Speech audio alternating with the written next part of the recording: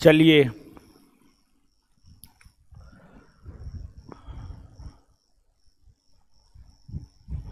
आ जाइए।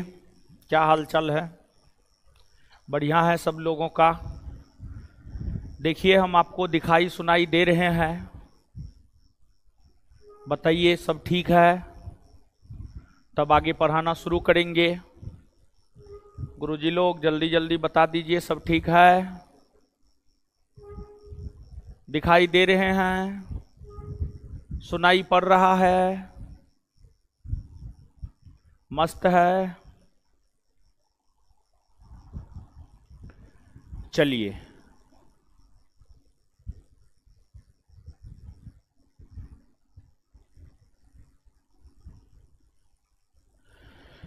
आ जाइए। तो कल से, बीता हुआ कल से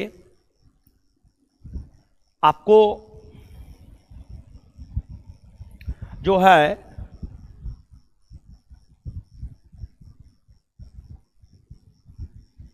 पढ़ाना शुरू कर चुके हैं। क्या? तो पढ़ाना शुरू कर चुके हैं भारत का स्वतंत्रता आंदोलन। और भारत का स्वतंत्रता आंदोलन जो पढ़ाना शुरू कर चुके हैं, ईबीसी का हाइट 160 सेंटीमीटर होना चाहिए। 160, 160, 160 सेंटीमीटर।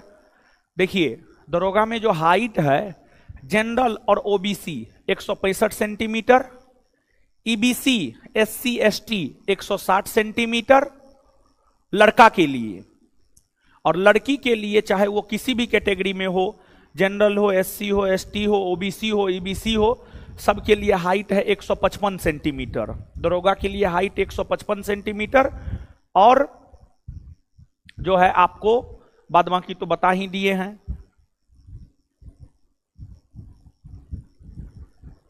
एसआई का सेकेंड बैच आ जाएगा। देखिए गर्मी के वजह से देख रहे हैं कोचिंग बंद कर दे रहा है, इसी सब वजह से दरोगा का बैच जो है हम आपको नहीं दे रहे हैं। दरोगा का बैच सुबह में आ रहा है, थोड़ा सा मौसम को ठीक हो जाने दीजिए, फिर दरोगा का बैच जो है आपको आ जाएगा। ठीक है,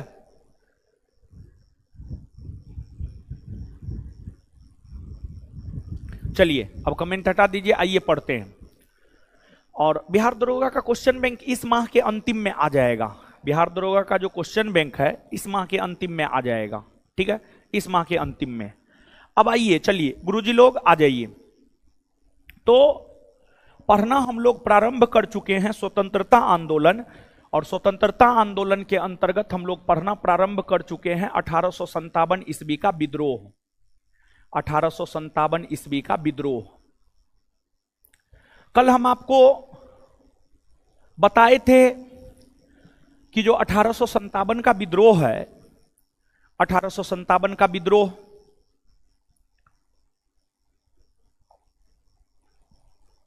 को लेकर हमने आपको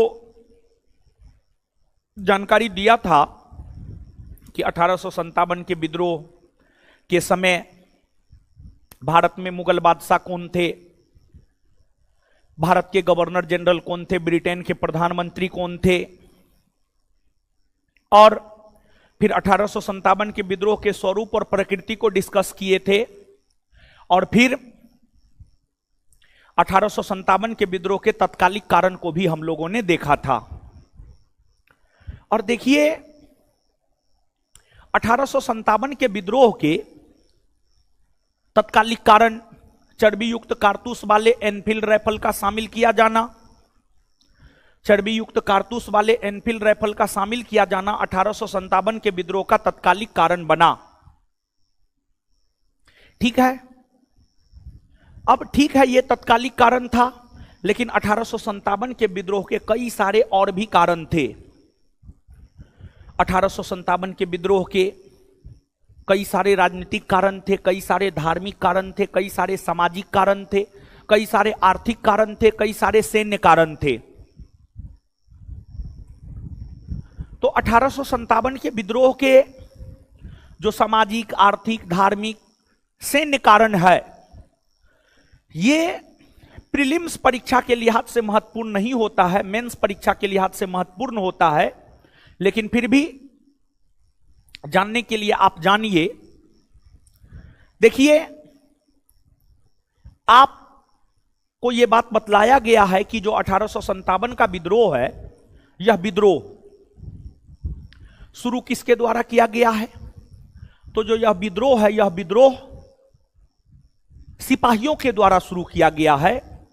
और वैसे सिपाही जो भारतीय मूल के थे, यानी जो भारत के थे, जो भारत के रहने वाले थे, जो भारतीय नागरिक थे, लेकिन अंग्रेजों के अधीन सेवारत थे, लेकिन अंग्रेजों के अधीन जो है आपको सेवारत थे। उसी प्रकार के सिपाहियों के द्वारा विद्रोह इसलिए अंग्रेजों के खिलाफ किया गया क्योंकि इन सिपाहियों का अंग्रेजों ने काफी ज्यादा शोषण किया। तो सिपाहियों का अंग्रेजों ने जो काफी ज्यादा शोषण किया, इसी वजह से सिपाहियों ने अंग्रेजों के खिलाफ विद्रोह करना शुरू कर दिया। तो इस विद्रोह के जो सामाजिक, आर्थिक, राजनीतिक, सैन्य, धार्मिक कारण है, उन कारणों को आप समझिए। देखिए, आपको अंग्रेजों के अधीन जो सेना थी, उस सेना में भारतीय और यूरोपियों का अनुपात 5:1 था। मतलब 5 गो भारतीय सैनिक पर 1 गो यूरोपीय सैनिक हुआ करता था। लेकिन फिर भी भारतीय मूल के सिपाहियों को कम वेतन दिया जाता था, कम सुख सुविधा दिया जाता था, छोटा पोस्ट दिया जाता था। भारतीय मूल के सिपाहियों को बड़ा पोस्ट नहीं दिया जाता था, बल्कि छोटा पोस्ट और कम वेतन मिलता था, और ना ही सुख सुविधाएं मिलती थी। भारतीय मूल के सिपाहियों के साथ अंग्रेजों के द्वारा अभद्रता की जाती थी, अंग्रेजों के द्वारा अभद्रता की जाती थी।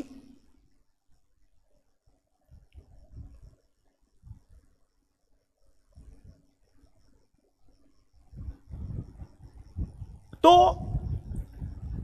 कहीं ना कहीं भारतीय मूल के सिपाहियों के साथ जो भेदभाव हो रहे थे, उस भेदभाव से सिपाही काफी नाराज थे। और फिर इसके बाद अगर आप आर्थिक कारण को देखेंगे, तो आर्थिक कारण में आपको यह नजर आएगा कि अंग्रेजों ने भारत में कर की वसूली को लेकर जो भी व्यवस्था अपनाया, चाहे वह रैयतवाड़ी व्यवस्था हो, महलवाड़ी व्यवस्था हो, अस्थाई बंदोबस्त हो, हर बंदोबस्त के जरिए भारतीय किसानों का अधिक से अधिक शोषण ही करने का प्रयास किया गया। यह भी 1857 के विद्रोह का एक कारण बना। फिर आपको भारतीय धर्म में अंग्रेजों के द्वारा हस्तक्षेप किए गए, जैसे अंग्रेजों ने भारत में प्रचलित हिंदू धर्म में कई प्रथाओं के ऊपर अंकुश लगाने का काम किया, जैसे सती प्रथा, जैसे नरबली प्रथा। तो भारत में प्रचलित जो तमाम प्रकार की प्रथाएं थी, उसके ऊपर जब अंग्रेजों ने अंकुश लगाया, तो भारत के लोगों को लगने लगा कि अंग्रेज कहीं ना कहीं भारत के धर्म में भी हस्तक्षेप कर रहा है। फिर आपको Robert Clive, Warren Hastings, Lord Cornwallis, इन लोगों के द्वारा जो भारत में आक्रामक नीति अपनाई गई, लॉर्ड वेलेजली ने सहायक संधि के तहत भारत में जो ब्रिटिश कंपनी के साम्राज्य का विस्तार किया, लॉर्ड डलहौजी ने जो राजहरप नीति के तहत भारत में कंपनी के साम्राज्य का विस्तार किया, ये सभी कारण हैं 1857 के विद्रोह के। जैसे देखिए, आप अगर अपने जीवन में सफल होते हैं तो उस सफलता के पीछे कई सारे कारण होते हैं। उस सफलता के पीछे आपका मेहनत होता है, आपके गार्जियन का सपोर्ट होता है, टीचर का मार्गदर्शन होता है, फिर आपका लक भी होता है एक। तो इन सभी चीजों के मिलने से ही जाकर के जो है आप सफल हो पाते हैं। उसी प्रकार से अंग्रेजों के द्वारा जो भारतीय किसानों का शोषण किया जा रहा था, अंग्रेजों के द्वारा जो भारतीय सैनिकों का शोषण किया जा रहा था, अंग्रेजों के द्वारा जो भारतीय धर्म में हस्तक्षेप किए जा रहे थे, यही सब 1857 के विद्रोह का कारण बना। और उस आग में घी डालने का काम चर्बी युक्त कारतूस वाले एनफील्ड राइफल ने किया। और फिर 1857 के विद्रोह हुए। और जो 1857 का विद्रोह है,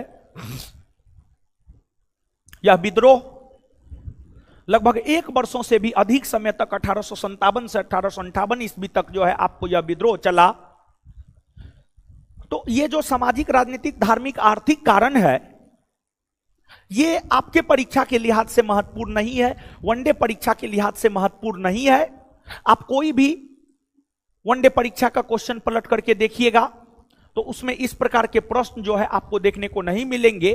तो इसी वजह से जो है आपको इन चीजों पर बहुत ज्यादा फोकस करने की जरूरत नहीं है। लेकिन आगे जो हम आपको बताने जा रहे हैं वो चीज आपके लिए महत्वपूर्ण है। देखिए, आप सभी ने कल के सेशन में इस बात को जाना है कि जो 1857 का विद्रोह है, 1857 के विद्रोह की शुरुआत 10 मई 1857 से उत्तर प्रदेश के मेरठ से हुआ। मेरठ में विद्रोह करने वाले सिपाही 11 मई को दिल्ली पहुंचा और जिन सिपाहियों ने 1857 के विद्रोह की शुरुआत की है वह 20वीं नेटिव इन्फेंट्री के सिपाही थे। 20वीं नेटिव इन्फेंट्री के सिपाही थे। 20वीं नेटिव इन्फेंट्री के सिपाही थे जो 1857 के विद्रोह को मेरठ से शुरू किया। 10 मई 1857 से वो 20वीं नेटिव इन्फेंट्री के सिपाही थे और ये सिपाही विद्रोह की शुरुआत कर दिए। और ये सिपाही भागे भागे 11 मई 1857 को दिल्ली पहुंचा। और उस समय दिल्ली के मुगल बादशाह बहादुर शाह जफर थे। बहादुर शाह जफर को विद्रोही सिपाहियों ने अपना नेता चुना और 1857 के विद्रोह के राष्ट्रीय स्तर पर नेता बहादुर शाह जफर चुने गए। एक तो जब विद्रोही सिपाही बहादुर शाह जफर के पास पहुंचा तो बहादुर शाह जफर 1857 के विद्रोह को नेतृत्व करने से इनकार कर दिया, कहा नहीं हम नेतृत्व नहीं करेंगे। लेकिन जब विद्रोही सिपाहियों ने उन पर काफी दबाव बनाया,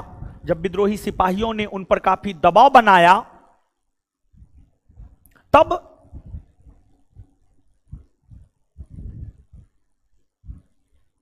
बहादुर शाह जफर माने। और बहादुर शाह जफर के मानने के पीछे भी कारण था। कारण यह था कि बहादुर शाह जफर को अंग्रेजों ने काफी ज्यादा अपमानित किया था। बहादुर शाह जफर को डलहौजी ने अपमानित किया। बहादुर शाह जफर लाल किला में रहते थे। डलहौजी ने कहा कि अब मुगल बादशाह लाल किला के बजाय कुतुब मीनार जैसे छोटे स्थान पर रहेंगे। आप दिल्ली जाइएगा तो दिल्ली में लाल किला और कुतुब मीनार है। लाल किला बहुत भव्य है, बहुत बड़ा है, कुतुब मीनार काफी छोटा है। तो लॉर्ड डलहौजी ने यह कह करके बहादुर शाह जफर को अपमानित करने का काम किया कि मुगल बादशाह अब लाल किला के बजाय कुतुब मीनार जैसे छोटे स्थान पर रहेंगे। फिर लॉर्ड कैनिंग ने भी बहादुर शाह जफर का अपमान किया। लॉर्ड कैनिंग ने बहादुर शाह जफर को इस रूप में अपमानित किया। लॉर्ड कैनिंग ने यह कहा कि बहादुर शाह जफर के बाद मुगल बादशाह नहीं बल्कि राजा या शहजादा कहलाएंगे। मुगल बादशाह नहीं बल्कि राजा या शहजादा कहलाएंगे। तो कहीं ना कहीं बहादुर शाह जफर भी अंग्रेजों से प्रताड़ित हो रहा था। कहीं ना कहीं बहादुर शाह जफर भी अंग्रेजों से प्रताड़ित हो रहा था। अंग्रेजों से प्रताड़ित होने के कारण ही बहादुर शाह जफर विद्रोह का नेतृत्व करने का निर्णय लिया और बहादुर शाह जफर ने 1857 के विद्रोह को दिल्ली से नेतृत्व करने का काम किया। और दिल्ली में 1857 के विद्रोह की अगर हम लोग बात करें तो दिल्ली में 1857 के विद्रोह की शुरुआत 12 मई 1857 से हुई है। दिल्ली में 1857 के विद्रोह की शुरुआत 12 मई 1857 से हुई है। और देखिए 1857 के विद्रोह की अगर हम बात करें तो 1857 के विद्रोह से पूर्वी भारत, उत्तरी भारत, पश्चिमी भारत, मध्य भारत, ये तमाम ऐसे क्षेत्र थे जो 1857 के विद्रोह से प्रभावित थे।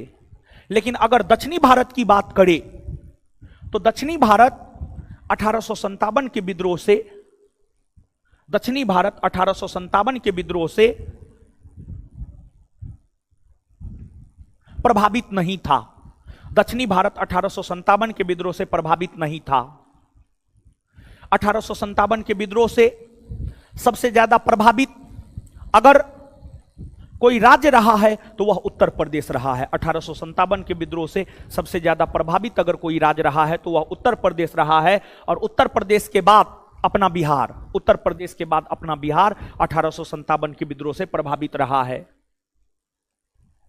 तो 1857 के विद्रोह का जो प्रसार आपको देखने को मिलता है उत्तर भारत में, मध्य भारत में, पूर्वी भारत में, थोड़ा बहुत पश्चिमी भारत में भी। लेकिन अगर हम लोग बात करें दक्षिणी भारत की तो जो दक्षिणी भारत है वह 1857 के विद्रोह से अछूता रहा है। जो दक्षिणी भारत है वह 1857 के विद्रोह से जो है आपको अछूता रहा है। दक्षिणी भारत 1857 के विद्रोह से अछूता रहा है। तो मेरठ के बाद, उत्तर प्रदेश के मेरठ के बाद अगर देखा जाए तो 1857 के विद्रोह की शुरुआत मेरठ के बाद दिल्ली से हुई है। और दिल्ली में विद्रोह की शुरुआत हुई है 12 मई 1857 से। दिल्ली में विद्रोह की शुरुआत हुई है 12 मई 1857 से।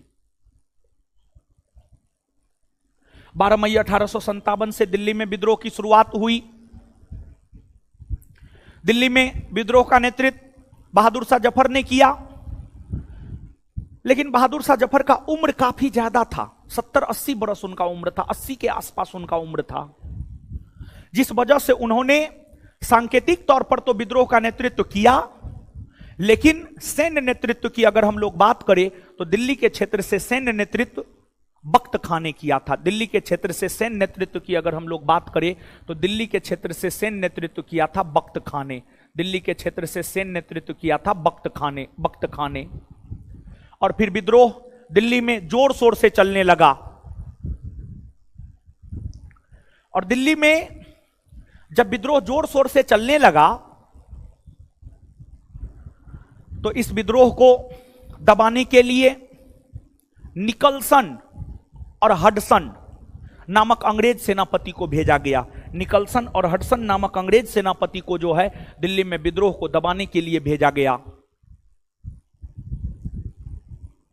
और जब निकलसन और हडसन दिल्ली में विद्रोह को दबाने के लिए पहुंचे,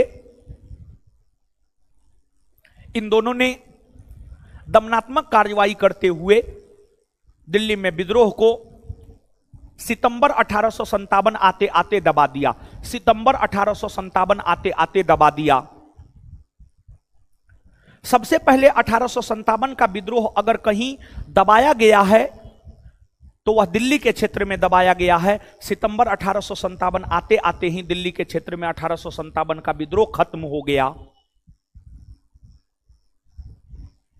और निकलसन और हडसन नामक अंग्रेज सेनापति जो दिल्ली में विद्रोह को दबाने के लिए आया था,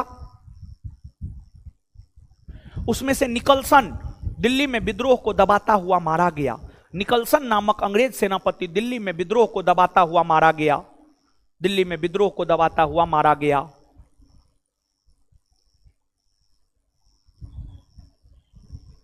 लेकिन हडसन ने विद्रोह को दिल्ली में दबा दिया और जब दिल्ली में विद्रोह दबने के कगार पर था तो मुगल बादशाह बहादुर शाह जफर हुमायूं के मकबरा में जाकर छिप गया। हुमायूं के मकबरा में जाकर छिप गया। हुमायूं का मकबरा दिल्ली में है। बहादुर शाह जफर हुमायूं के मकबरा में छिपा हुआ है। इस बात की सूचना उनकी पत्नी जीनत महल को थी। जीनत महल पर जब अंग्रेजों ने दबाव बनाया तो जीनत महल ने इस बात की सूचना अंग्रेजों को दे दी कि बहादुर शाह जफर कहां छिपा हुआ है।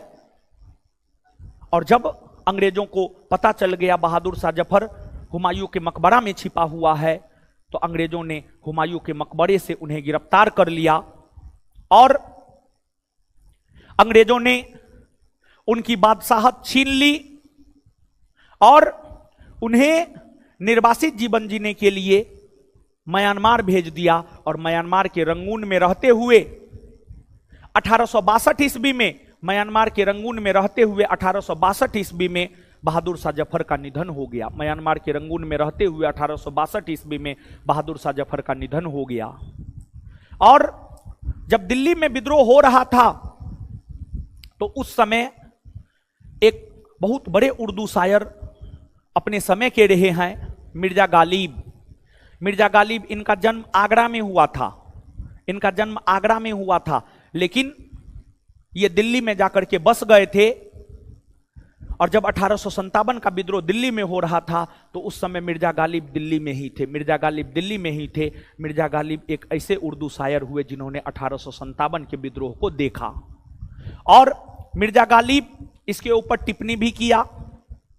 यानी दिल्ली में एक प्रकार से कहिए तो अंग्रेजों ने दिल्ली के क्षेत्र में विद्रोह को दबाने के लिए खून की नदियां बहा दी। खून की नदियां बहा दी। उसी पर मिर्जा गालिब ने कहा कि दिल्ली में कोई हमसे पूछे कि दिल्ली में क्या नहीं घटित हुआ है, कोई हमसे पूछे कि दिल्ली में क्या नहीं घटित हुआ है। दिल्ली में विद्रोह को दबाने के लिए अंग्रेजों ने काफी कठोरतापूर्वक दमनात्मक कार्रवाई किया। काफी कठोरतापूर्वक दमनात्मक कार्रवाई किया। लोगों को मौत के घाट उतारने का काम किया। लोगों को जिंदा जलाने का काम किया। लोगों को तोप से उड़ाने का काम किया। तो दिल्ली के बाद इस विद्रोह का प्रसार कानपुर में, लखनऊ में, बिहार में, अन्य क्षेत्रों में देखने को मिलता है। तो इन बातों की चर्चा आगे हम आपके साथ करेंगे लेकिन उससे पहले लिखिए, लिखिए तो। और जो है आपको कारण में जो है राजनीतिक धार्मिक वो सब नहीं लिखना है। नोट में है, नोट में है, पीडीएफ भी हम आपको दे दिए, अपना पीडीएफ पढ़ते रहिएगा लेकिन वो सब परीक्षा के लिहाज से महत्वपूर्ण नहीं है। ठीक है, तो नीचे से लिखिए। अब आप हेडिंग मारिए प्रसार और नेतृत्वकर्ता। यानी 1857 के विद्रोह का प्रसार कहां कहां हुआ और किस क्षेत्र में 1857 के विद्रोह का नेतृत्व किसने किया। प्रसार और नेतृत्वकर्ता। प्रसार और नेतृत्वकर्ता।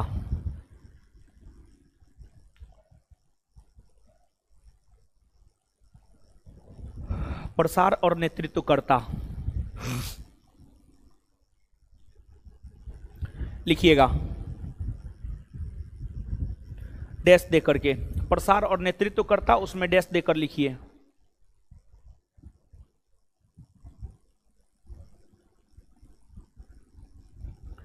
प्रसार और नेतृत्वकर्ता और उसमें डैश देकर लिखिए, डैश देकर लिखिए।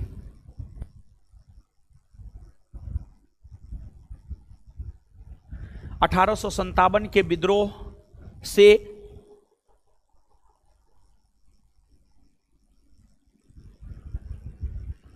1857 के विद्रोह से नहीं, 1857 के विद्रोह का प्रसार, 1857 के विद्रोह का प्रसार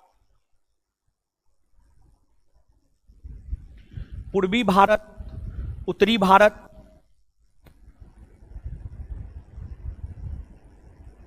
पूर्वी भारत, उत्तरी भारत और मध्य भारत में, पूर्वी भारत, उत्तरी भारत और मध्य भारत में,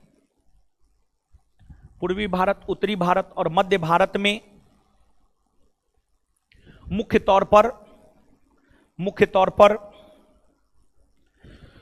तौर पर देखने को मिला है, मुख्य तौर पर देखने को मिला है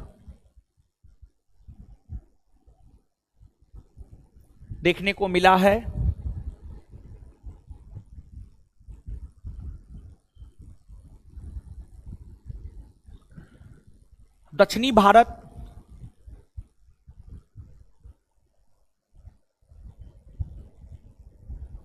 इस विद्रोह से अछूता रहा है, दक्षिणी भारत इस विद्रोह से अछूता रहा है।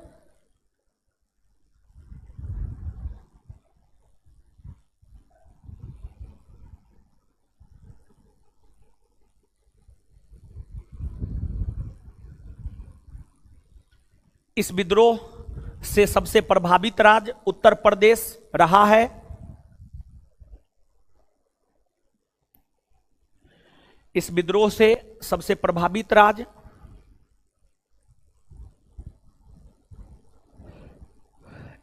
से सबसे प्रभावित राज्य उत्तर प्रदेश रहा है।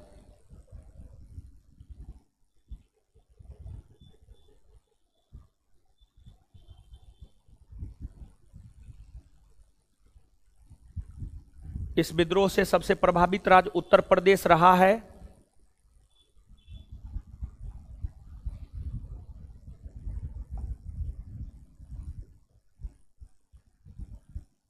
अब नीचे से हेडिंग मारिए दिल्ली, दिल्ली, दिल्ली और डैश देकर लिखिए। दिल्ली से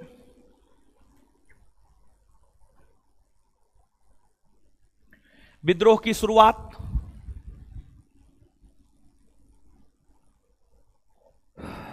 दिल्ली से विद्रोह की शुरुआत 12 मई 1857 से, दिल्ली से विद्रोह की शुरुआत 12 मई 1857 से हुआ है।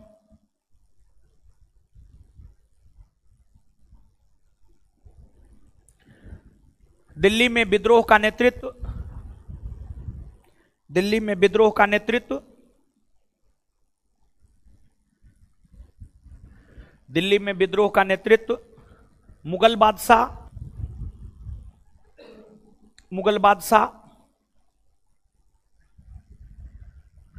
मुगल बादशाह बहादुर शाह जफर ने किया।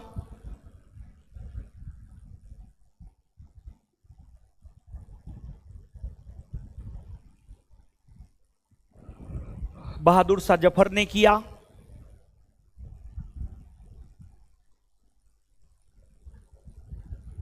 क्योंकि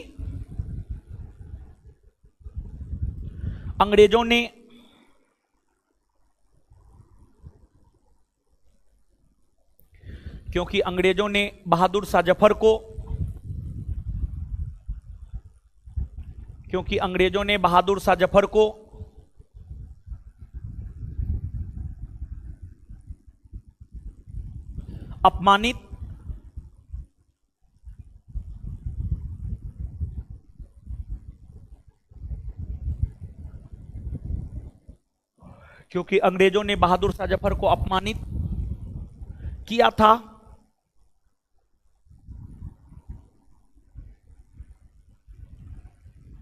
नीचे से स्टार मार्के। लॉर्ड डलहौजी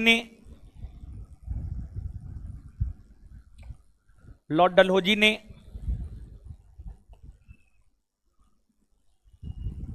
यह घोषणा किया कि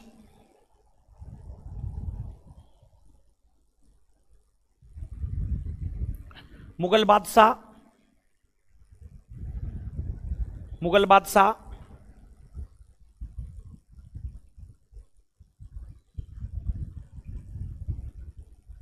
मुगल बादशाह, लाल किला,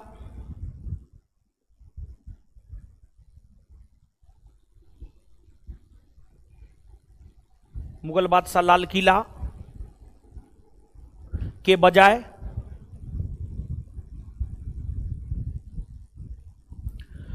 कुतुब मीनार जैसे छोटे स्थान पर रहेंगे। मुगल बादशाह लाल किला के बजाय कुतुब मीनार जैसे छोटे स्थान पर रहेंगे। मुगल बादशाह लाल किला के बजाय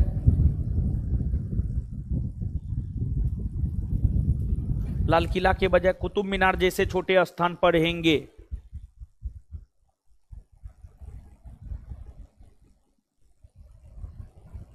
नेक्स्ट पॉइंट, लॉर्ड कैनिंग ने यह घोषणा किया कि लॉर्ड कैनिंग ने यह घोषणा किया कि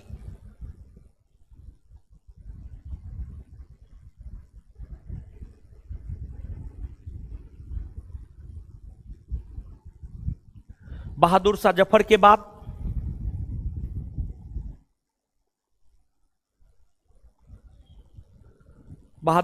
के बाद मुगल बादशाह नहीं बल्कि राजा या शहजादा कहलाएंगे। बहादुर शाह जफर के बाद मुगल बादशाह नहीं बल्कि राजा या शहजादा कहलाएंगे। मुगल बादशाह नहीं बल्कि राजा या शहजादा कहलाएंगे। मुगल बादशाह नहीं बल्कि राजा या शहजादा कहलाएंगे। मुगल बादशाह नहीं बल्कि राजा या शहजादा कहलाएंगे। मुगल बादशाह नहीं बल्कि राजा या शहजादा कहलाएंगे। मुगल बादशाह नहीं बल्कि राजा या शहजादा कहलाएंगे।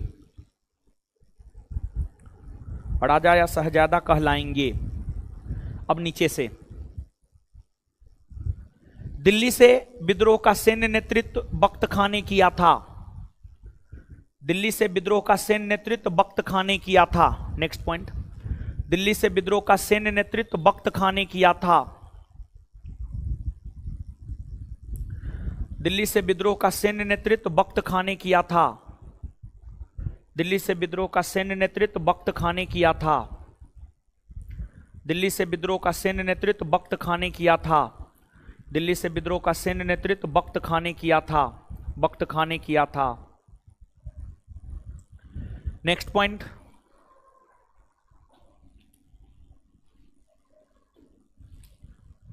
दिल्ली में, नेक्स्ट पॉइंट, दिल्ली में विद्रोह को दबाने के लिए, दिल्ली में विद्रोह को दबाने के लिए, दिल्ली में विद्रोह को दबाने के लिए निकलसन और हडसन नामक, निकलसन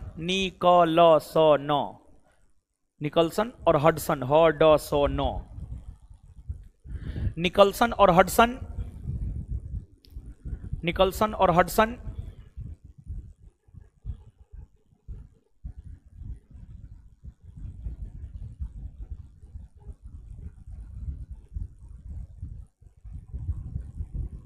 के नेतृत्व में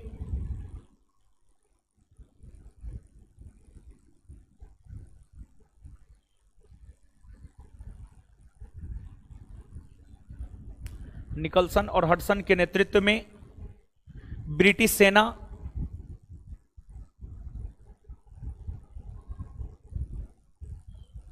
पहुंची। ब्रिटिश सेना पहुंची। उसी लाइन में लिखिएगा, विद्रोह को दबाते हुए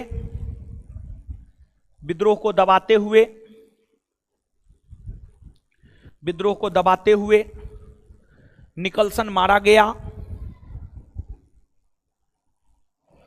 विद्रोह को दबाते हुए निकलसन मारा गया, लेकिन विद्रोह को दबाते हुए निकलसन मारा गया, लेकिन सितंबर 1857 आते आते लेकिन सितंबर 1857 आते आते लेकिन सितंबर 1857 आते आते हडसन ने लेकिन सितंबर 1858 आते आते हडसन ने लेकिन सितंबर 1857 सॉरी 58 बोल दिए, लेकिन सितंबर 1857 आते आते 1857 लेकिन सितंबर 1857 लेकिन सितंबर 1857 आते आते लेकिन सितंबर 1857 आते आते लेकिन सितंबर 1857 आते आते लेकिन सितंबर 1857 आते आते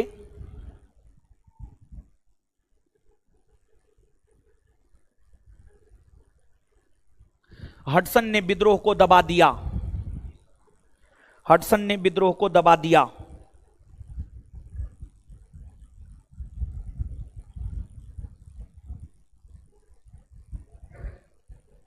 सबसे पहले विद्रोह, उसी में लिखिएगा, सबसे पहले विद्रोह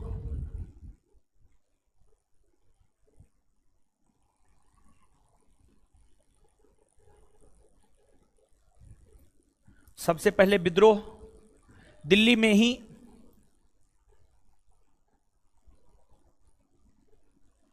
सबसे पहले विद्रोह दिल्ली में ही दबाया गया।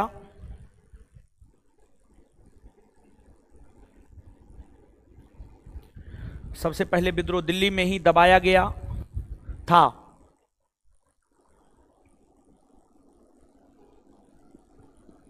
नेक्स्ट पॉइंट,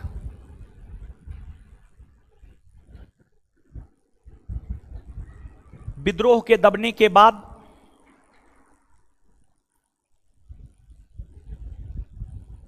विद्रोह के दबने के बाद जीनत महल जीनत विद्रोह के दबने के बाद जीनत महल जीनत विद्रोह के दबने के बाद जीनत महल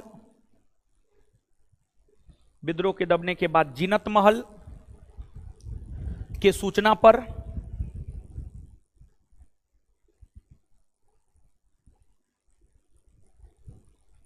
विद्रोह के दबने के बाद जीनत महल के सूचना पर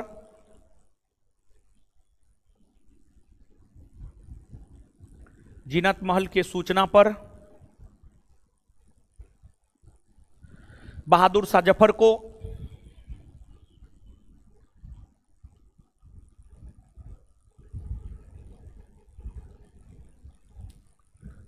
जफर को हुमायूं के मकबरा से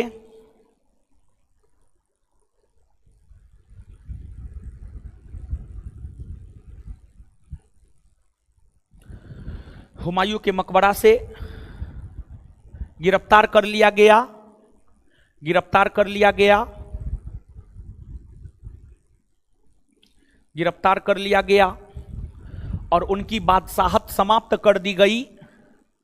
और उनकी बादशाहत समाप्त कर दी गई।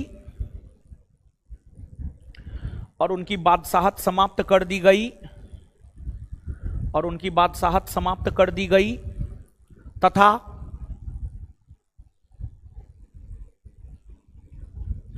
उनकी बादशाहत समाप्त कर दी गई तथा तथा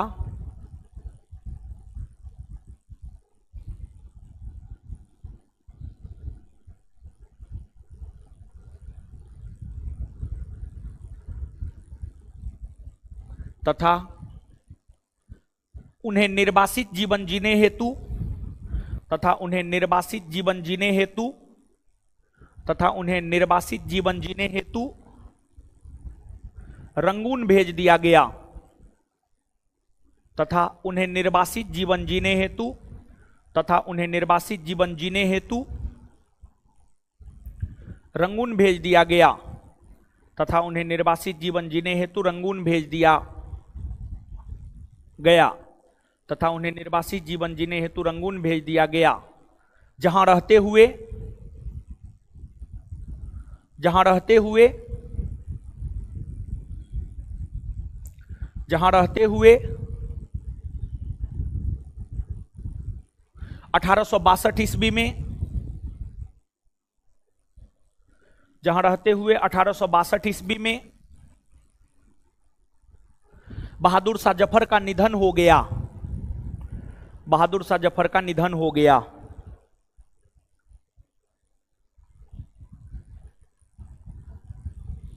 बहादुर शाह जफर का निधन हो गया। बहादुर शाह जफर का निधन हो गया। बहादुर शाह जफर का निधन हो गया।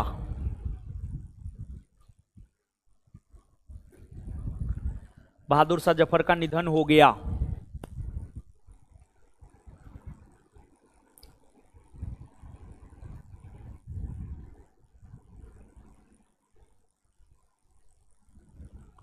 उनका मकबरा रंगून में ही है। उनका मकबरा रंगून में ही है। उनका मकबरा रंगून में ही है। उनका मकबरा रंगून में ही है। उनका मकबरा रंगून में ही है। चलिए, अब दिल्ली के बाद अगर देखा जाए तो दिल्ली के बाद 1857 के विद्रोह का एक प्रमुख केंद्र बना उत्तर प्रदेश का कानपुर। उत्तर प्रदेश का कानपुर। उत्तर प्रदेश का कानपुर 1857 के विद्रोह का एक प्रमुख केंद्र बना। यहां विद्रोह की शुरुआत जून के प्रथम सप्ताह में हुई है। जून के प्रथम सप्ताह में देखिए, 10 मई 1857 को मेरठ से विद्रोह की शुरुआत हुई। 12 मई 1857 से दिल्ली से विद्रोह की शुरुआत हुई। मई के ठीक अगले माह जून के प्रथम सप्ताह में 4, 5, 6, 7 जून के प्रथम सप्ताह में कानपुर में, लखनऊ में, अवध में, ये तमाम ऐसे क्षेत्र हैं, झांसी में ये तमाम ऐसे क्षेत्र हैं जहां जून के प्रथम सप्ताह में या जून 1857 से 1857 के विद्रोह की शुरुआत हुई है। तो जो उत्तर प्रदेश का कानपुर है, उत्तर प्रदेश का कानपुर 1857 के विद्रोह का, उत्तर प्रदेश का कानपुर 1857 के विद्रोह का, उत्तर प्रदेश का कानपुर 1857 के विद्रोह का एक प्रमुख केंद्र बना।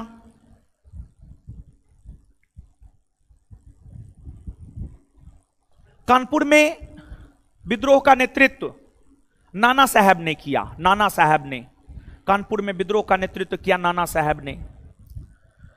और एक बात आप जानिए, जो 1857 का विद्रोह है, 1857 के विद्रोह में कोई भी पार्टिसिपेट किया है, कोई भी भाग लिया है, तो उनका अपना स्वार्थ छिपा हुआ था। उनका अपना स्वार्थ छिपा हुआ था। कोई भी देश की आजादी के लिए 1857 के विद्रोह में पार्टिसिपेट नहीं किया था। जैसे कानपुर से नाना साहब ने विद्रोह को नेतृत्व क्यों किया, इसके पीछे रीजन था। इसके पीछे नाना साहब का अपना स्वार्थ था। देखिए, मध्यकालीन भारतीय इतिहास में हम आपको मराठा पढ़ाए हैं, मराठा। और मराठा साम्राज्य के अंतर्गत अंतिम पेशवा हुए बाजीराव द्वितीय। बाजीराव द्वितीय कानपुर में रहता था। कानपुर में रहते हुए ही बाजीराव द्वितीय का निधन हुआ। और जब बाजीराव द्वितीय कानपुर में रहता था तो उन्हें अंग्रेजों के द्वारा पेंशन दिया जाता था। अंग्रेजों के पेंशन पर बाजीराव द्वितीय कानपुर में अपना जीवन यापन कर रहा था। लेकिन हुआ क्या, बाजीराव द्वितीय का 1853 ईस्वी में निधन हो गया। और बाजीराव द्वितीय का जब 1853 ईस्वी में निधन हो गया तो उन्हें जो पेंशन दिया जाता था वह पेंशन बंद कर दिया गया। लेकिन बाजीराव द्वितीय का दत्तक पुत्र था नाना साहब। जो मराठा अंतिम पेशवा बाजीराव द्वितीय है, मराठा अंतिम पेशवा बाजीराव द्वितीय का ही दत्तक पुत्र था नाना साहब। जब बाजीराव द्वितीय का निधन हो गया तो उसका उत्तराधिकारी नाना साहब बना, जो कि उनका गोद लिया हुआ पुत्र था। नाना साहब को अंग्रेजों ने पेंशन नहीं दिया। और नाना साहब को अंग्रेजों ने पेंशन इसलिए नहीं दिया क्योंकि अंग्रेजों ने यह कहा कि अंग्रेजों ने नाना साहब को यह कहा, आप तो बाजीराव द्वितीय का अपना पुत्र थोड़े हैं, आप तो बाजीराव द्वितीय का गोद लिया हुआ पुत्र हैं, तो इसी वजह से हम आपको पेंशन नहीं देंगे। तो नाना साहब को अंग्रेजों ने पेंशन नहीं दिया, नाना साहब का पेंशन अंग्रेजों ने बंद कर दिया। नाना साहब अपने पेंशन को बहाल करवाने के लिए अपने निजी सलाहकार अजीमुल्ला को लंदन तक भेजा। नाना साहब के निजी सलाहकार थे अजीमुल्ला। अजीमुल्ला को अपना पेंशन बहाल करवाने के लिए नाना साहब ने लंदन भेजा पैरवी करवाने के लिए, लेकिन फिर भी नाना साहब का पेंशन बहाल नहीं हो पाया। तो अंग्रेजों ने जो नाना साहब का पेंशन बंद कर दिया, नाना साहब अपना पेंशन बहाल करवाने के लिए ही 1857 की क्रांति में भाग लेने का काम कानपुर के क्षेत्र से किया। नाना साहब का मूल नाम धोंधू पंत था, धोंधू पंत या घोंधू पंत, घोंधू पंत, घोंधू पंत नाना साहब का मूल नाम था। और नाना साहब ने कानपुर से नेतृत्व किया, लेकिन अगर सैन्य नेतृत्व की अगर हम लोग बात करें तो कानपुर के क्षेत्र से सैन्य नेतृत्व किया था तात्या टोपे ने। कानपुर के क्षेत्र से सैन्य नेतृत्व किया था तात्या टोपे ने, तात्या टोपे ने। तात्या टोपे का मूल नाम रामचंद्र पांडुरंग था। तात्या टोपे की अगर हम बात करें तो तात्या टोपे का मूल नाम था रामचंद्र पांडुरंग। नाना साहब काफी जोर शोर से कानपुर के क्षेत्र से 1857 के विद्रोह को अपना नेतृत्व प्रदान करने का काम किया। और जब कानपुर में विद्रोह जोर शोर से होने लगे तो कानपुर में विद्रोह को दबाने के लिए कैंपबेल को भेजा गया, कैंपबेल को भेजा गया। और कैंपबेल ने कानपुर में विद्रोह को दबा दिया। और जब विद्रोह कानपुर में दबा दिए गए तो नाना साहब भागकर चले गए नेपाल। नाना साहब भागकर नेपाल चले गए, लेकिन कानपुर के क्षेत्र से सैन्य नेतृत्व करने वाले तात्या टोपे अब भी अंग्रेजों के खिलाफ विद्रोह करते रहे। और जो तात्या टोपे था, तात्या टोपे के विषय में कहा जाता है कि तात्या टोपे 1857 के विद्रोह के एक ऐसे नेता हुए जो अपने मित्र के धोखाधड़ी के कारण मारे गए थे। तात्या टोपे 1857 के विद्रोह के एक ऐसे नेता हुए जो अपने मित्र के धोखाधड़ी के कारण मारे गए थे। देखिए, उनका मित्र मानसिंह था और मानसिंह का संबंध ग्वालियर के सिंधिया परिवार से था। 1857 के विद्रोह में विद्रोह करने वाले भारतीय सिपाहियों के साथ अगर किसी देसी रियासत ने सबसे बड़ा गद्दारी किया है तो वह ग्वालियर के सिंधिया परिवार ने सबसे बड़ा गद्दारी किया। और अंग्रेजों का 1857 के विद्रोह में सबसे ज्यादा अगर किसी ने सहयोग किया है तो वह ग्वालियर के सिंधिया परिवार ने सहयोग किया था अंग्रेजों का। और ग्वालियर के सिंधिया परिवार से ही संबंधित थे मानसिंह, जो कि तात्या टोपे का मित्र भी था। मानसिंह को तात्या टोपे के विषय में सारी जानकारियां रहती थी। और मानसिंह के सूचना पर ही तात्या टोपे को गिरफ्तार कर लिया गया और उन्हें फांसी पर लटका दिया गया। अर्थात तात्या टोपे 1857 के विद्रोह के एक ऐसे नेता हुए जो अपने मित्र के धोखाधड़ी के कारण मारे गए, जो अपने मित्र के धोखाधड़ी के कारण मारे गए, जो अपने मित्र के धोखाधड़ी के कारण मारे गए। तो इस बात को जो है आप याद रखिएगा। तो अब नीचे से लिखना प्रारंभ कीजिए। कानपुर, कानपुर लिखिएगा, कानपुर लिखिएगा।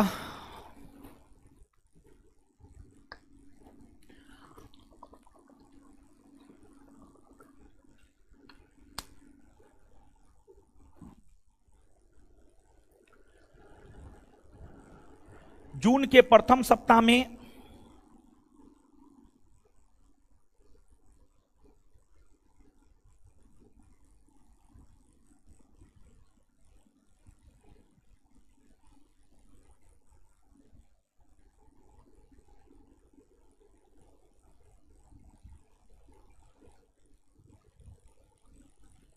जून के प्रथम सप्ताह में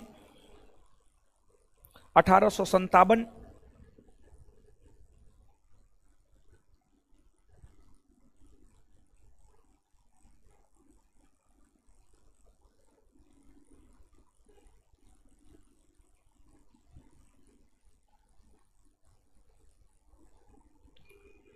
जून के प्रथम सप्ताह में 1857 ईस्वी से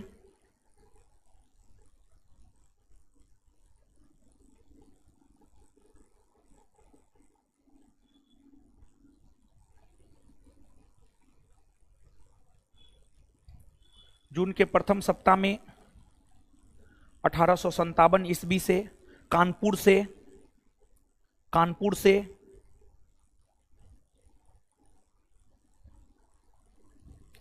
से विद्रोह की शुरुआत हुई।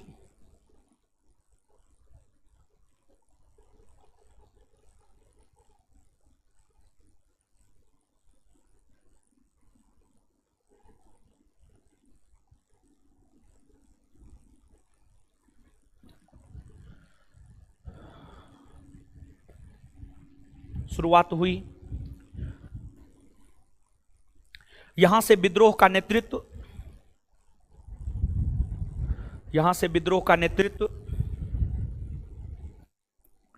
नाना साहब ने, यहां से विद्रोह का नेतृत्व नाना साहब ने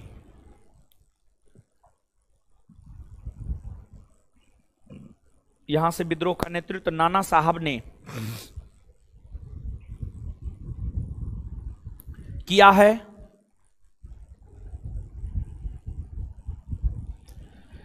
यहां से विद्रोह का नेतृत्व नाना साहब ने किया है। नाना साहब का मूल नाम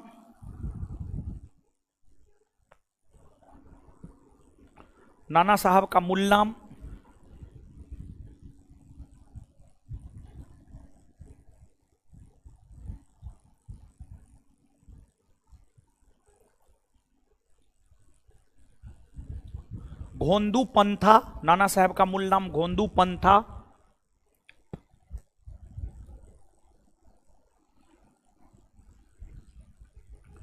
नाना साहब का मूल नाम घोंदू पंथा।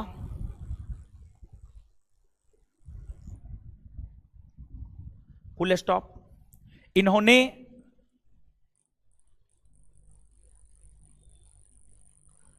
1857 के विद्रोह में इसलिए भाग लिया, इन्होंने 1857 के विद्रोह में इसलिए भाग लिया, इन्होंने 1857 के विद्रोह में इसलिए भाग लिया क्योंकि इन्होंने 1857 के विद्रोह में इसलिए भाग लिया क्योंकि क्योंकि क्योंकि अंग्रेजों ने इनका पेंशन बंद कर दिया था, क्योंकि अंग्रेजों ने इनका पेंशन बंद कर दिया था, क्योंकि अंग्रेजों ने इनका पेंशन बंद कर दिया था। Full stop. नाना साहब, उसी में लिखिएगा, नाना साहब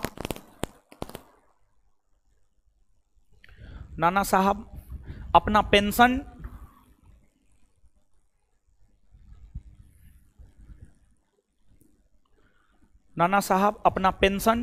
बहाल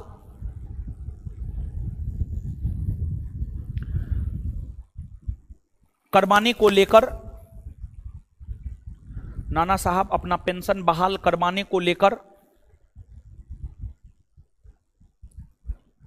नाना साहब अपना पेंशन बहाल करवाने को लेकर अपने निजी सलाहकार अपने निजी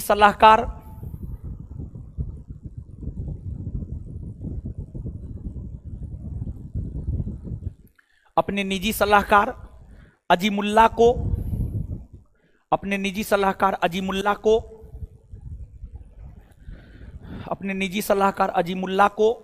लंदन भेजा, अपने निजी सलाहकार अजीमुल्लाह को लंदन भेजा, अपने निजी सलाहकार अजीमुल्लाह को लंदन भेजा, अपने निजी सलाहकार अजीमुल्लाह को लंदन भेजा, अपने निजी सलाहकार अजीमुल्लाह को लंदन भेजा, लंदन भेजा। लेकिन फिर भी उनका पेंशन बहाल नहीं हो पाया।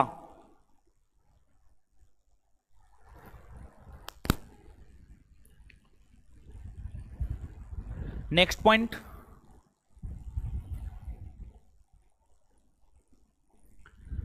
कानपुर में विद्रोह का सैन्य नेतृत्व, कानपुर में विद्रोह का सैन्य नेतृत्व कानपुर में विद्रोह का सैन्य नेतृत्व तात्या टोपे ने, कानपुर में विद्रोह का सैन्य नेतृत्व तात्या टोपे ने किया था।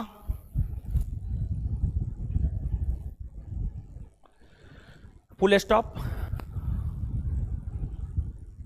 तात्या टोपे का मूल नाम, तात्या टोपे का मूल नाम, तात्या टोपे का मूल नाम रामचंद्र पांडुरंग था।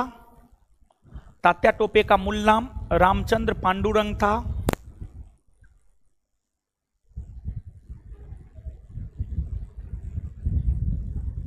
नेक्स्ट पॉइंट, तात्या टोपे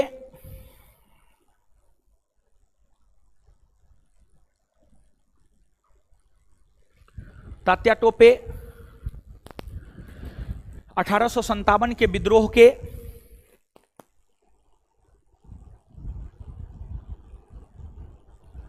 तात्या टोपे 1857 के विद्रोह के एक ऐसे नेता हुए।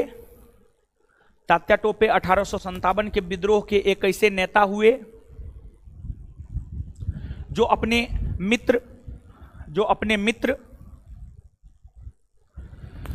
मित्र मानसिंह के धोखाधड़ी के कारण मारे गए। जो अपने मित्र मानसिंह के धोखाधड़ी के कारण मारे गए। जो अपने मित्र मानसिंह के धोखाधड़ी के कारण मारे गए। जो अपने मित्र मानसिंह के धोखाधड़ी के कारण मारे गए। जो अपने मित्र मानसिंह के धोखाधड़ी के कारण मारे गए। जो अपने मित्र मानसिंह के धोखाधड़ी के कारण मारे गए। जो अपने मित्र मानसिंह के धोखाधड़ी के कारण मारे गए। नेक्स्ट पॉइंट, मानसिंह का संबंध, नेक्स्ट पॉइंट, मानसिंह का संबंध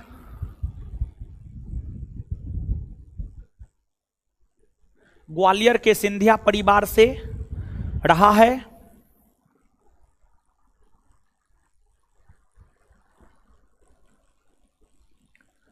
मानसिंह का संबंध ग्वालियर के सिंधिया परिवार से रहा है। मानसिंह का संबंध ग्वालियर के सिंधिया परिवार से रहा है।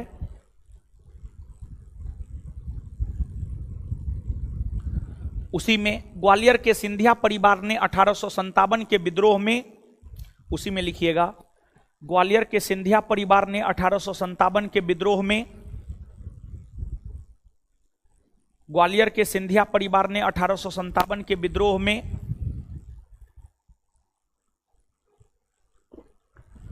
ग्वालियर के सिंधिया परिवार ने 1857 के विद्रोह में ग्वालियर के सिंधिया परिवार ने 1857 के विद्रोह में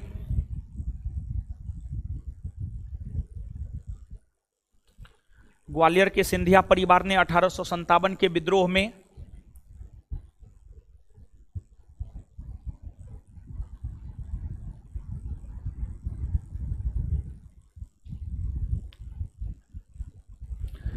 ग्वालियर के सिंधिया परिवार ने 1857 के विद्रोह में अंग्रेजों का सबसे ज्यादा साथ दिया था।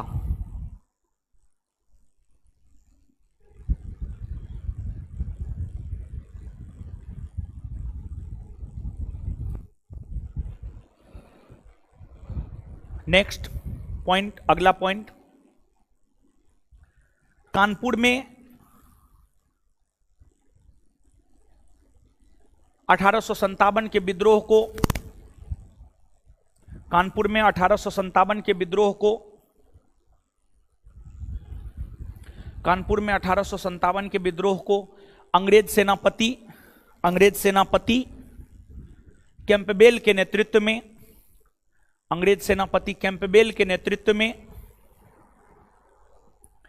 अंग्रेज सेनापति कैंपबेल के नेतृत्व में, अंग्रेज सेनापति कैंपबेल के नेतृत्व में दबा दिया गया। अंग्रेज सेनापति कैंपबेल के नेतृत्व में दबा दिया गया। अंग्रेज सेनापति कैंपबेल के नेतृत्व में दबा दिया गया। अंग्रेज सेनापति कैंपबेल के नेतृत्व में दबा दिया गया। दबा दिया गया।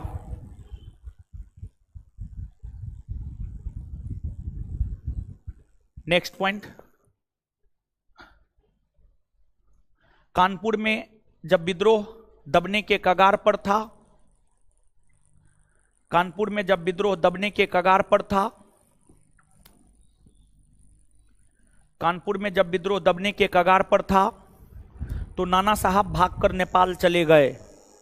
कानपुर में जब विद्रोह दबने के कगार पर था तो नाना साहब भागकर नेपाल चले गए। कानपुर में विद्रोह जब दबने के कगार पर था तो नाना साहब भागकर नेपाल चले गए। नाना साहब भागकर नेपाल चले गए।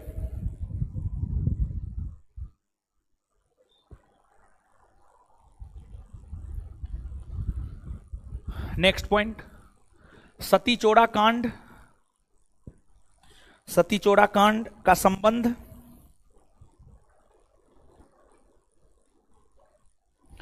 सती चोड़ा कांड का संबंध 1857 के विद्रोह से रहा है। सती चोड़ा कांड का संबंध 1857 के विद्रोह से रहा है। सती चोड़ा कांड का संबंध 1857 के विद्रोह से रहा है। सती चोड़ा कांड का संबंध 1857 के विद्रोह से रहा है। सती चोड़ा कांड का संबंध 1857 के विद्रोह से रहा है। सती चोड़ा कांड का संबंध 1857 के विद्रोह से रहा है। चलिए अब आगे आइए। कानपुर के बाद 1857 के विद्रोह का एक प्रमुख केंद्र बना उत्तर प्रदेश का अवध और लखनऊ का इलाका। उत्तर प्रदेश का अवध और लखनऊ का इलाका। अवध, अवध का मतलब है आज का लखनऊ और अयोध्या का क्षेत्र। अवध, अवध का मतलब है आज का लखनऊ और अयोध्या का क्षेत्र। अवध 1857 के विद्रोह का एक प्रमुख केंद्र बना और सबसे ज्यादा सैनिक 1857 के विद्रोह में अवध से भाग लिए थे। और अवध एक ऐसा क्षेत्र था जहां आम जनता ने भी इस विद्रोह में भाग लेने का काम किया। और अवध के क्षेत्र से विद्रोह का नेतृत्व अवध की रानी बेगम हजरत महल और उसका बेटा बिरजिस कादिर ने किया था। अवध से विद्रोह का नेतृत्व जो बेगम हजरत महल की थी, बेगम हजरत महल को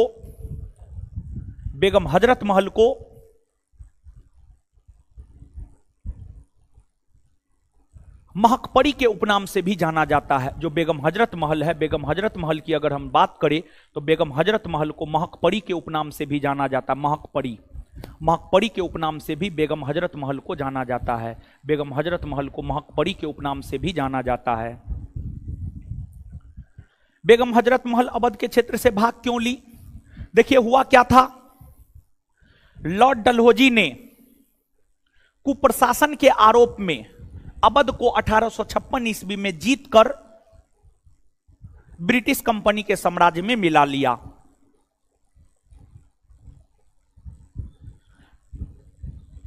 जब ब्रिटिश कंपनी के साम्राज्य में अवध को मिला लिया गया तो इसका विरोध बेगम हजरत महल ने की। बेगम हजरत महल जो अवध के नवाब वाजिद अली शाह की पत्नी थी, उनका मानना था कि अवध का अगला नवाब उनका बेटा बिरजिस कादिर बनेगा। और बेगम हजरत महल ने अंग्रेजों से गुहार लगाई कि उन्हें अवध का क्षेत्र वापस लौटा दिया जाए, लेकिन बेगम हजरत महल को अवध का क्षेत्र वापस नहीं लौटाया गया। और जब बेगम हजरत महल को अवध का क्षेत्र वापस नहीं लौटाया गया तब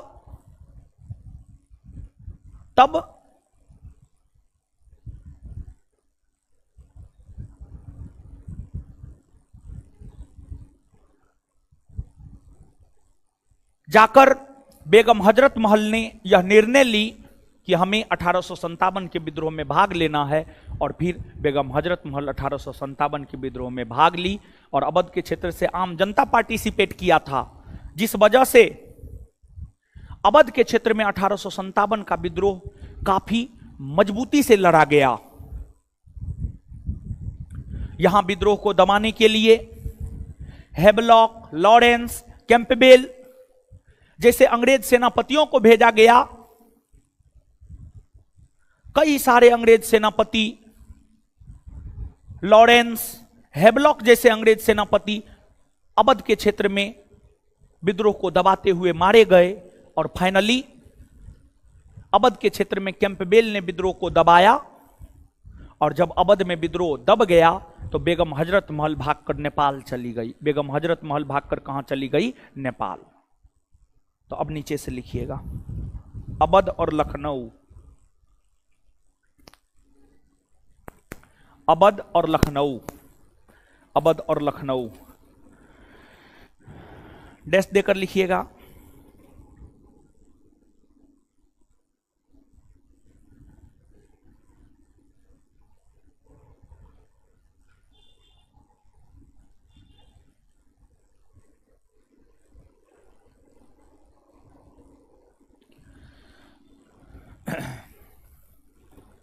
डैश देकर लिखिएगा। यहां से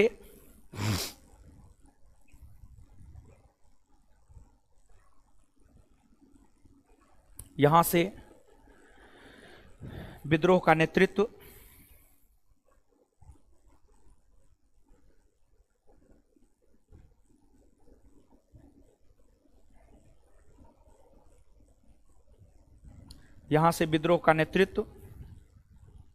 बेगम हजरत महल,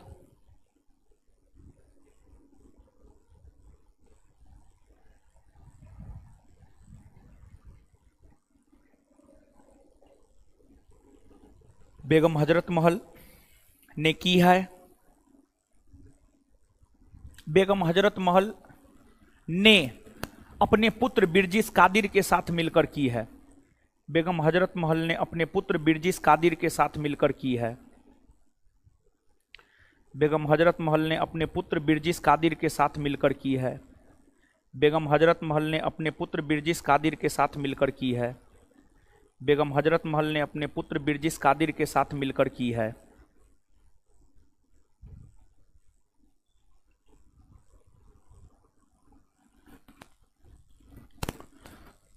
बिरजिस कादिर के साथ मिलकर की है। बेगम हजरत महल को इतिहास में बेगम हजरत महल को इतिहास में बेगम हजरत महल को इतिहास में महकपरी के उपनाम से भी बेगम हजरत महल को इतिहास में महकपरी के उपनाम से भी महकपरी के उपनाम से भी जाना जाता है।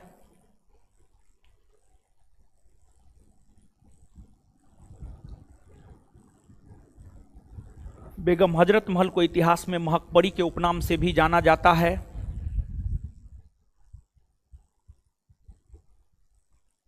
उन्होंने अवध से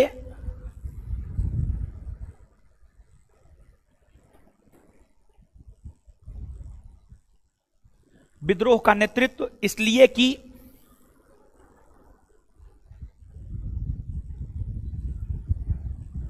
उन्होंने अवध से विद्रोह का नेतृत्व इसलिए कि क्योंकि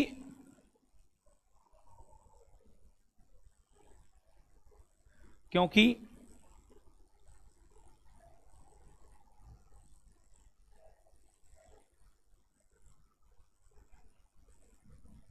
क्योंकि लॉर्ड डलहौजी ने 1856 में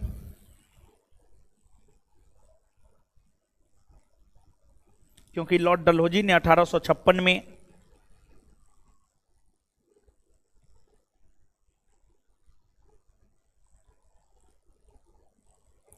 लॉर्ड डलहौजी ने 1856 में अवध को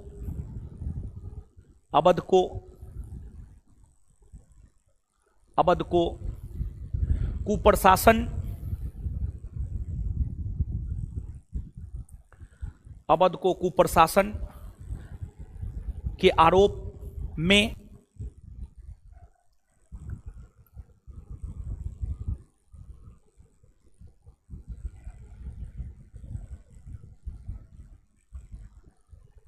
ब्रिटिश साम्राज्य में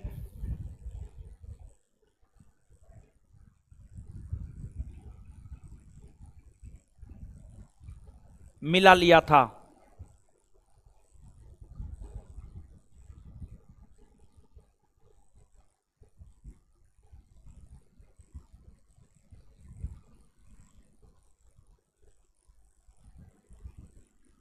मिला लिया था।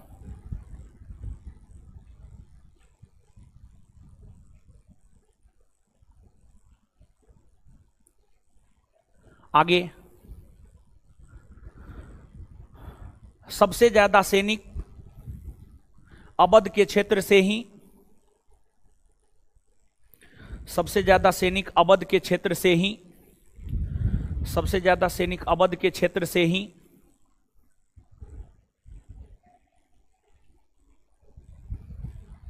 1857 के विद्रोह में भाग लिया था।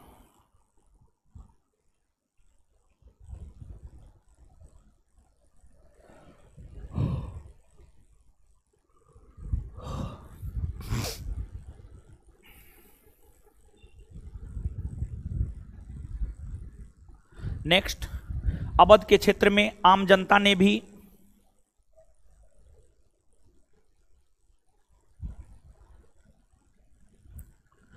अवध के क्षेत्र में आम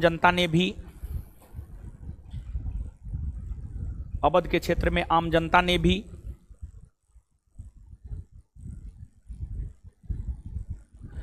1857 के विद्रोह में भाग लिया था।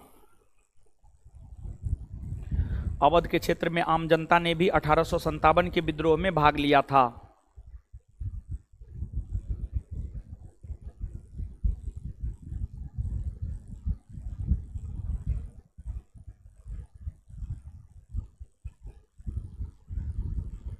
आगे हैवलॉक और लॉरेंस जैसे सेनापति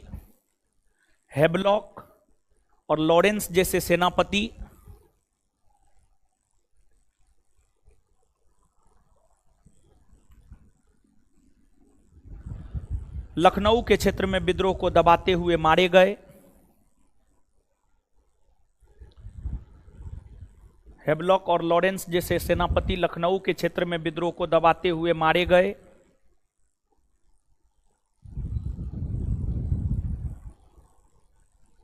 नेक्स्ट, अवध और लखनऊ के क्षेत्र में विद्रोह को दबाने का काम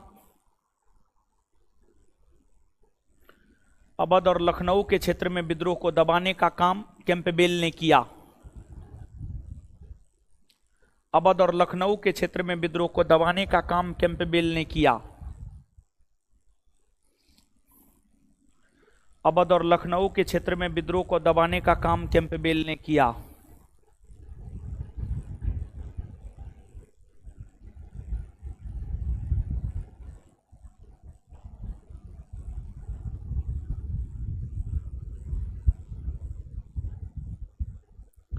कैंपबेल ने किया। नेक्स्ट पॉइंट, जब अवध में विद्रोह दबने के कगार पर था तो बेगम हजरत महल भागकर नेपाल चली गई। जब अवध में विद्रोह दबने के कगार पर था तो बेगम हजरत महल भागकर नेपाल चली गई। जब अवध में विद्रोह दबने के कगार पर था तो बेगम हजरत महल भागकर नेपाल चली गई। जब अवध में विद्रोह दबने के कगार पर था तो बेगम हजरत महल भागकर नेपाल चली गई। बेगम हजरत महल भागकर नेपाल चली गई। बेगम हजरत महल भागकर नेपाल चली गई।